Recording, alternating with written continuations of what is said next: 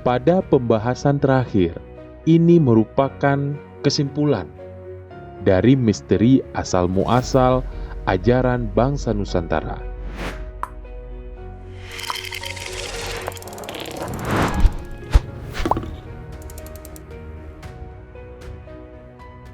Memang dalam menelusuri jejak generasi ketura di Nusantara bukan hal yang mudah.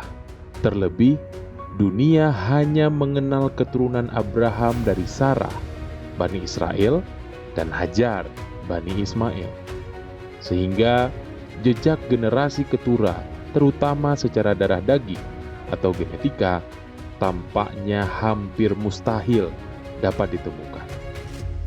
Namun, karakteristik peradaban yang ada di Nusantara bisa menjadi petunjuk awal bahwa Abraham dan Nusantara memiliki hubungan yang sangat dekat dan saling mempengaruhi.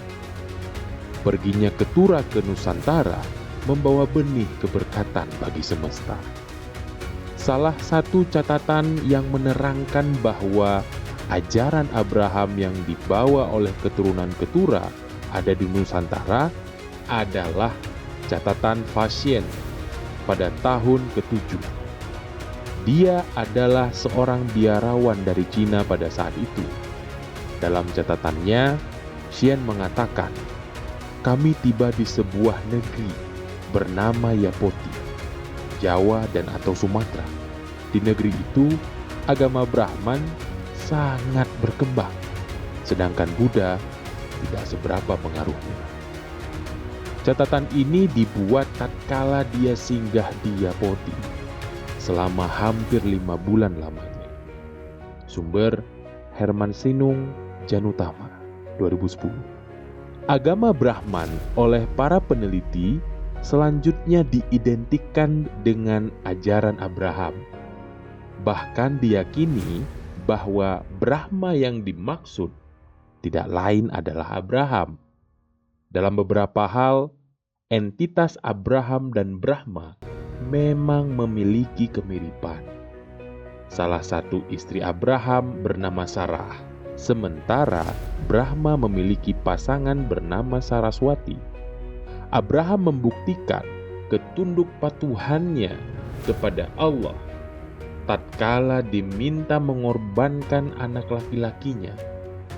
Begitu pula dengan Brahma yang mengorbankan anak sulungnya yang bernama Atarfa, sebagaimana dituliskan Abdul Haq Vidyarthi dalam bukunya Muhammad in Parsi, Hindu and Buddhist Scriptures 1983. Dan yang paling utama, baik Abraham maupun Brahma sama-sama mengajarkan ajaran atau keyakinan yang sama, yakni ajaran tauhid. Hanya ada satu Tuhan yang berhak diabdi, dialah Tuhan semesta alam.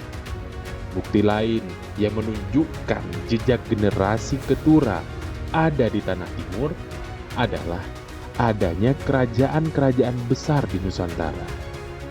Sebagaimana janji Allah kepada Abraham. Perhatikan firman Allah dalam kitab Kejadian 12 ayat 1 hingga 2 dan Kejadian 22 ayat 17 hingga 18. Berfirmanlah Tuhan kepada Abraham, "Pergilah dari negerimu dan dari sanak saudaramu dan dari rumah bapamu ini ke negeri yang akan kutunjukkan kepadamu. Aku akan membuat engkau menjadi bangsa yang besar dan memberkati engkau serta membuat namamu masyhur, dan engkau akan menjadi berkat. Aku akan memberkati engkau berlimpah-limpah dan membuat keturunanmu sangat banyak seperti bintang di langit dan seperti pasir di tepi laut. Dan keturunanmu itu akan menduduki kota-kota musuhnya. Oleh keturunanmu lah semua bangsa di bumi akan mendapat berkat karena engkau mendengar firman-Ku."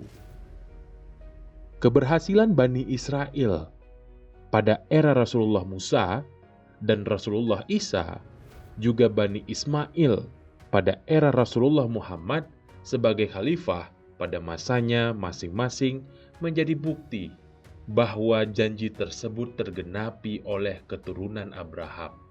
Tentu saja, di balik keberhasilan tersebut, semua anak-anak Abraham, baik dari Sarah, Hajar, maupun Keturah, memiliki perannya masing-masing. Ada kalanya mereka bahu-membahu mencapai puncak kejayaan. Tetapi ada kalanya beberapa di antara mereka justru digunakan Tuhan sebagai cemeti bagi anak-anak Abraham yang lain.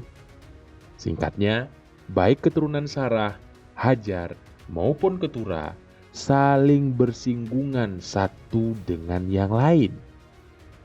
Mereka dapat menjadi sahabat, sekaligus menjadi batu ujian di antara mereka. Keturunan Keturah yang mendapat tugas untuk menyampaikan warta suci milah Abraham ke tanah timur, yakni Nusantara, juga terikat dengan janji Tuhan kepada Abraham.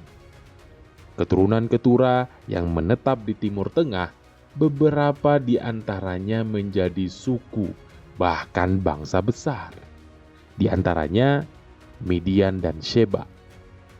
Lalu, bagaimana dengan keturunan Keturah yang menyebar dan beranak pinak di Nusantara? Apakah mereka akan diberikan kekuasaan sebagaimana keturunan Abraham yang lain? Pasti Allah tidak pernah mengingkari janjinya.